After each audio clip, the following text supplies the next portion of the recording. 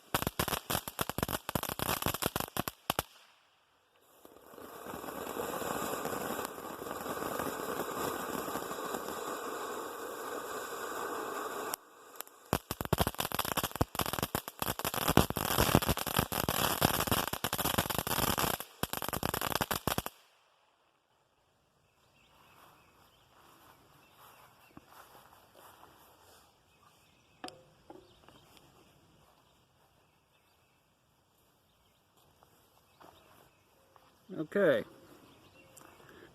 that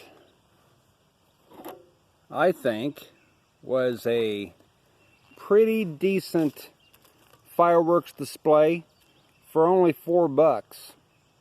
I mean, you can't beat that. So I would definitely recommend the Star Master by TNT. Go out and buy it, order it online. Thanks for watching. Don't forget to subscribe. And I'll see you next time.